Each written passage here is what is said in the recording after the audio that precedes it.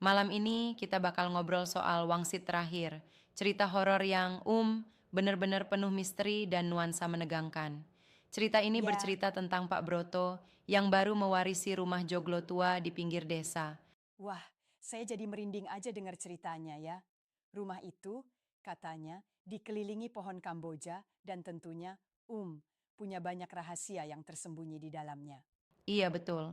Yang pertama menarik adalah bagian tentang lemari kayu jati yang terkunci rapat dan rasanya dingin banget dari luar, yang berbeda dari Mhm, suhu ruangan. Benar-benar bikin penasaran, ya? tepat banget. Dan, suara aneh yang muncul pada malam pertama itu. Suara perhitungan siji, loro, telu yang datang dari dalam lemari. Suasananya benar-benar mencekam. Betul, dan sambungan cerita ke bagian kedua makin ngebangun suspense. Pak Broto mendengar hitungan yang berlanjut hingga pitu di lorong gelap yang seolah-olah mengiringi langkahnya. Ya, Rasanya, bikin bulu kuduk berdiri kan? pasti, ya. Tapi saya mau tanya, apakah menurut kamu, hitungan dan, suara misterius itu hanya kebetulan semata? Atau memang ada kekuatan lain yang menguasai rumah itu? Ya, saya paham pertanyaan itu.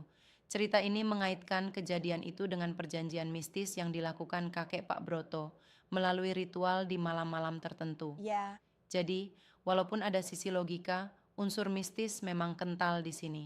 saya setuju. Meskipun saya agak ingin melihat penjelasan yang lebih mendetail soal ritual dan, harganya yang harus dibayar keluarga itu. Tapi, ya, itulah daya tarik cerita horor. Kadang misterinya justru membuat kita penasaran. Tepat. Lalu ada bagian malam ketiga yang paling seram. Di sana, suara hitungan wolu sampai di angka 8 diikuti ketukan pelan di pintu dan bisikan yang memanggil nama kecil Pak Broto. Ya, benar. Ini mirip banget dengan kisah-kisah urban legend yang pernah kita dengar sebelumnya. Betul sekali.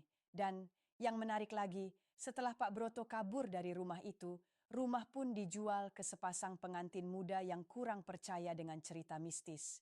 Namun, malam pertama mereka justru diwarnai dengan hitungan yang mencapai 9. Rasanya, seolah takdir ingin mengulang sejarah. Iya, itu yang bikin cerita ini makin kompleks dan tragik. Setiap detail, dari suasana gelap, suara langkah, hingga detak jam yang lambat, semuanya menyatu menciptakan atmosfer yang nggak terlupakan. Mhm. Penuh peringatan untuk kita semua bahwa ada hal-hal yang sebaiknya tidak diabaikan. Benar ya. Jadi, bagi yang lagi dengar cerita ini, terutama sendirian di kamar gelap, sebaiknya nyalain lampu pelan-pelan, jangan langsung. Karena siapa tahu, hitungan itu, masih berlangsung di suatu tempat. Tepat sekali. Sampai jumpa di cerita selanjutnya dan semoga kalian bisa tetap tenang. Selamat malam.